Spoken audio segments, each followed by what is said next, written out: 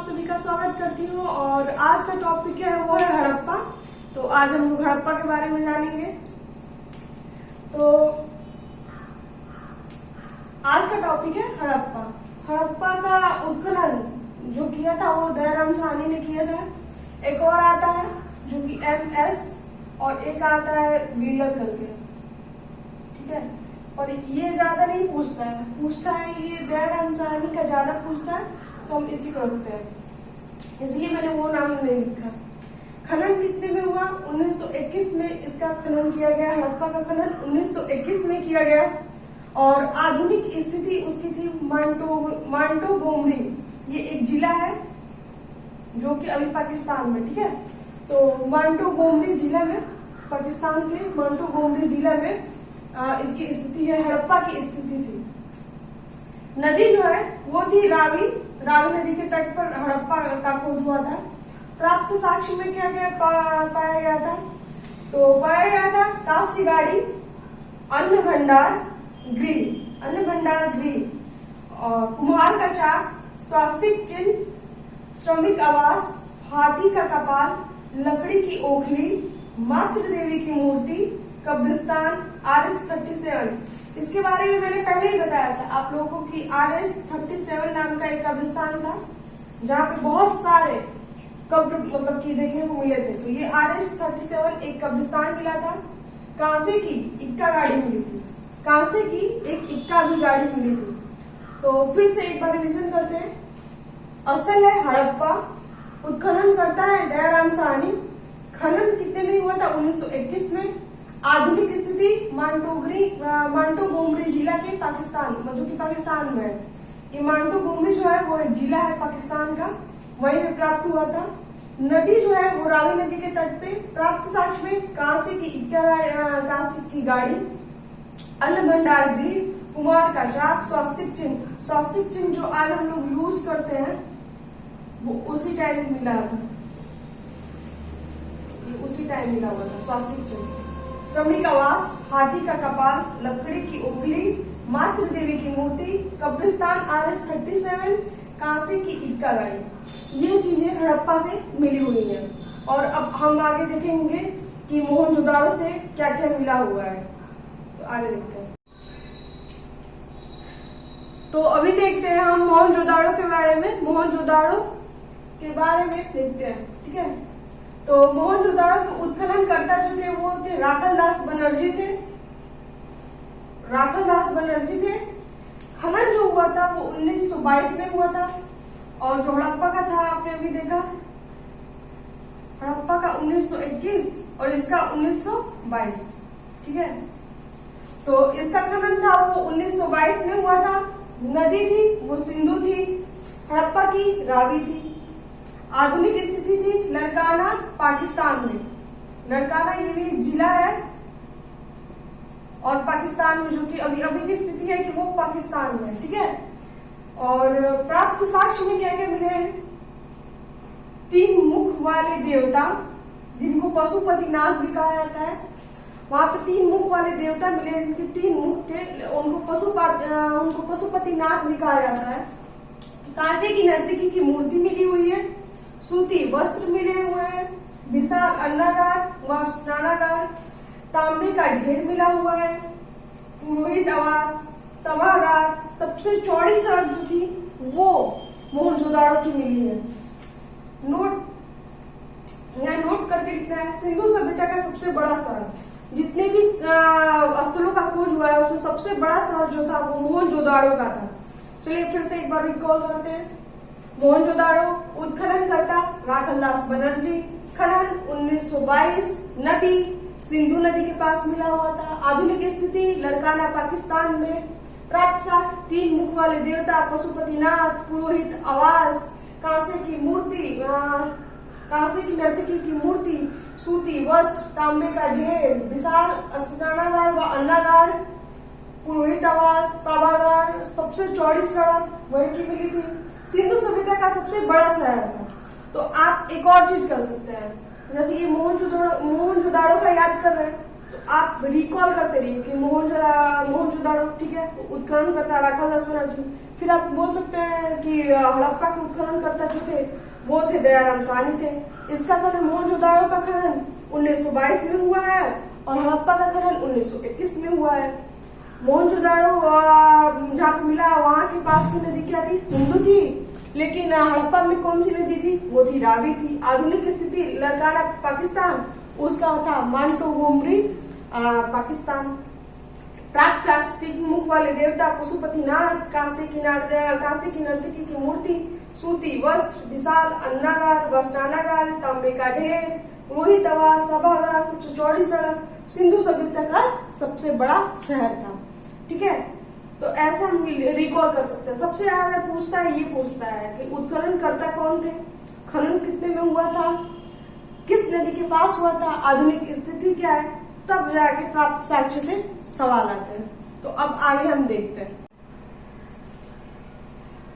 तो अब हम देखते हैं चनहुद्रों के बारे में कि चनहुद्रों में क्या क्या मिला था। चनहुद्रों उत्खनन करता थे एनजी मजूमदार। इसके उत्खनन करता थे एनजी मजूमदार। खनन कितने में हुआ था? 1931 में हुआ था। नदी कौन थी? सिंधु नदी के तट पे हुआ था। आधुनिक स्थिति थी सिंध पाकिस्तान। बहुत ज्यादा जगह जो थे वो पाकिस्तान से मिले हुए हैं। और प्राप्त साक्ष्य मनके बनाने के कारखाने मिले हुए हैं। जहाँ पे मनका बना था वहां पे कारखाने मिले हैं। मेकअप सामग्रियां मिली है, मतलब कि वहां पे भी औरतें मेकअप करती थी, मेकअप सामग्रियां मिली है। मनका मिला हुआ है।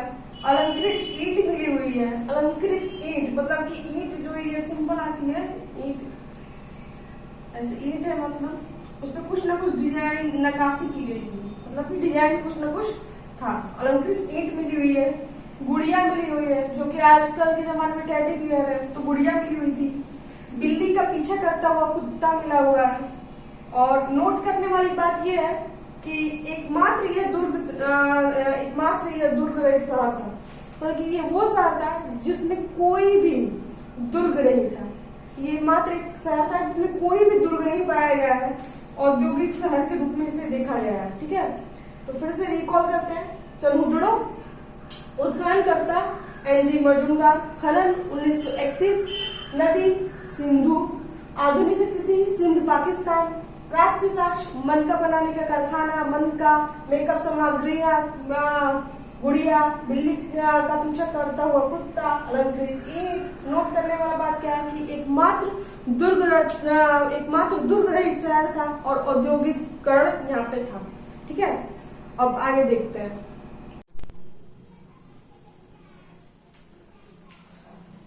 तो अब आगे देखते हैं। अब देखते हैं कालीबंगा के बारे में। नेक्स्ट है हमारा कालीबंगा। कालीबंगा के उत्खननकर्ता जो थे वो बीबी लाल और बीके थापड़ थे। ठीक है, बीबी लाल और बीके थापड़ थे। ठीक है, और जो खनन हुआ था वो 1953 में हुआ था, 1953 में हुआ था। नदी जो थी वो घग्गर नदी थी और राजस्थान, अच्छा घग्गर नदी के पास था। आधुनिक स्थिति जो थी वो थी श्रीगंगानगर राजस्थान में। प्राप्त साक्ष्य जो मिले हैं वो जुटे हुए खेत, नक्शीदार ईंट, अग्नि वेदिका जिसे हवन कुंड भी बोलते हैं, हवन कुंड, अग्नि वेदिका, हवन कुंड, पक्की मिट्टी का हल और चूड़ी। इतने आइटम जो है वो कालीबंगा से मिले हैं। ठीक है, तो कालीबंगा उनके उत्खनन करता जो है वो है बीबी लाल, बीके थापड़। खनन जो हुआ है वो 1953 में हुआ है। नदी जो है वो घग्गर नदी है। आधुनिक स्थिति श्रीगंगानगर राजस्थान में है। प्राप्त साक्ष्य जो है वो जुटे हुए खेत, नक्शीदार ईंट, हवन कुंड, अग्निवेदिका जिसे अग्निवेदिका कहते हैं, पक्की मिट्टी का हल और चूड़ी। इतने सामान जो है वो मिले हैं आपके कालीबंगा से। तो अब देखते हैं हम कोट डीजी के बारे में। ठीक है, तो इसमें कुछ ज्यादा है नहीं पढ़ाने को, लेकिन फिर भी मैं चाहती नहीं थी कोई टॉपिक छूटे, तो बस इस वजह से। कोट डीजी उत्खनन करता थे फजल अहमद। खनन 1953। नदी सिंधु। आधुनिक स्थिति खैरपुर पाकिस्तान में। प्राप्त साक्ष्य पत्थर के बाद। ये बहुत छोटा सा था, वहां से ज्यादा कुछ मिला नहीं है, लेकिन मैंने सोचा कि इसको भी रख देते हैं, ठीक है। तो कोट डीजी उत्खननकर्ता फजल अहमद, खनन 1953, नदी सिंधु, आधुनिक स्थिति खैरपुर पाकिस्तान, प्राप्त साक्ष्य पत्थर के बाण मिले थे यहाँ से। अब आगे देखते हैं। अब देखते हैं रंगपुर के बारे में कि रंगपुर पे क्या क्या मिला था, ठीक है। तो रंगपुर पे उत्खनन करता रंगनाथ राव थे। तो ये तो बहुत इजी है कि रंगपुर रंगनाथ राव। खनन जो है 1953 से 1954 भी माना जाता है, 53 या 54 आप कुछ भी दे सकता है, ठीक है। नदी जो थी वो भादर नदी थी। आधुनिक स्थिति थी वो कठियावाड़ गुजरात में है। यहाँ का एक डांस भी है, कठियावाड़ साइड डांस भी होता है, ठीक है। प्राप्त साक्ष्य जो है वो चावल की भूसी और गेहूं की खेती मिली है, ठीक है। तो फिर से एक बार रिकॉल करते हैं। रंगपुर उत्खनन करता रंगनाथ राव, खनन 1953-54 मतलब 1953 से 1954, नदी भादर, आधुनिक स्थिति कठियावाड़ गुजरात, प्राप्त साक्ष्य चावल की भूसी और गेहूं की खेती, ठीक है। अब आगे देखते हैं। तो आगे देखते हैं रोपड़ के बारे में। रोपड़ के उत्खननकर्ता जो थे वो यज्ञदत्त शर्मा थे, ठीक है। रोपड़ के उत्खननकर्ता यज्ञदत्त शर्मा थे। खनन जो है वो 1953 और 1956 ये दोनों माना जाता है, 1953 से और 56 दोनों माना जाता है। नदी जो है वो सतलज नदी थी। आधुनिक स्थिति रोपड़ पंजाब में, रोपड़ पंजाब आसान है। प्राप्त साक्ष्य जो थे वो था मानव के साथ कुत्ते दफनाने का साक्ष्य मिला है। एक बार फिर रिकॉल कर लेते हैं। रोपड़ उत्खनन करता यज्ञदत्त शर्मा, खनन 1953 से 56 तक, नदी सतलज, आधुनिक स्थिति रोपड़ पंजाब, प्राप्त साक्ष्य मानव के साथ कुत्ते दफनाने के साक्ष्य यहाँ से प्राप्त हुए थे। आगे देखते हैं। तो आगे देखते हैं लोथल के बारे में, ठीक है। तो लोथल के उत्खननकर्ता जो थे वो रंगनाथ राव थे।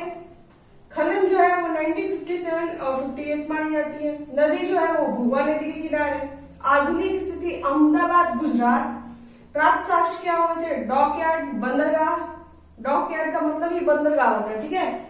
और जहाँ पे सिर्फ आती है हाथी के दांत का पैमाना। अब मुझे ये नहीं पता कि हाथी के दांत के पैमाने के साथ क्या होता है, लेकिन ये मिला हुआ है, ये हाथी के दांत का पैमाना मिला हुआ है। युग्म समाधान मिले हैं, मतलब कि एक जोड़े को एक ही मतलब कि एक ही कब्र में दफन किए हुए मिला है। इसके दो लोग एक ही कब्र में हैं, ठीक है, दो लोग एक ही कब्र में, ठीक है, ऐसा मिला, युग्म समाधान मिला है। चावल के दाने मिले हैं, फारस की मुहर मिली है, ठीक है। तो एक बार और रिकॉल करते हैं। लोथल उत्खनन करता रंगनाथ राव, खनन 1957-58, नदी भुगवा, आधुनिक स्थिति अहमदाबाद गुजरात, प्राप्त साक्ष्य डॉकयार्ड बंदरगाह, हाथी के दांत का पैमाना, युग्म समाधान, चावल के दाने, फारस की मुहर, ठीक है। और ये नोट करके लिख लेना है कि विदेशी व्यापार के साक्ष्य भी मिले यहाँ पे, कि विदेशी व्यापार होते थे, क्योंकि यहाँ बंदरगाह थी, ठीक है, बंदरगाह है तो ऑफिशियली हो जाएगा, ठीक है। यहाँ पे व्यापार के साक्ष्य मिले हैं। दरवाजे सड़की की ओर खुलती थी, ठीक है, जैसे कि मैंने पहले दिन बताया था कि जो सड़के के जो दरवाजे हैं वो सड़क की ओर ना खुल के पीछे ये साइड में खुलती थी। लेकिन ये पहला ऐसा जगह है लोथल जहाँ पे जो जो दरवाजे थे वो सड़कों के तरफ ही खुलते थे, ठीक है, क्योंकि यहाँ पे जो है व्यापार होता था, ठीक है। तो व्यापार जहाँ पे होता है वहां पे इस वजह से वो लोग सड़क के किनारे, ताकि कोई भी सामान अगर जो ले जाना होता है उन लोग को सड़क के किनारे लगा के आराम से ले जाए जाते होंगे, ठीक है। तो इसलिए जो दरवाजे थे यहाँ पे मिले हुए वो क्या थे, दरवाजे जो है वो सड़क की तरफ ही खुलते थे, ठीक है। अब आगे देखते हैं, ठीक है। तो अब देखते हैं बनावली, जो कि हमारा लास्ट है, ठीक है। तो बनावली से उत्खनन करता जो है वो रविंद्र सिंह बिष्ट है। खनन जो है वो 1974 में, नदी है रंगोई, ठीक है।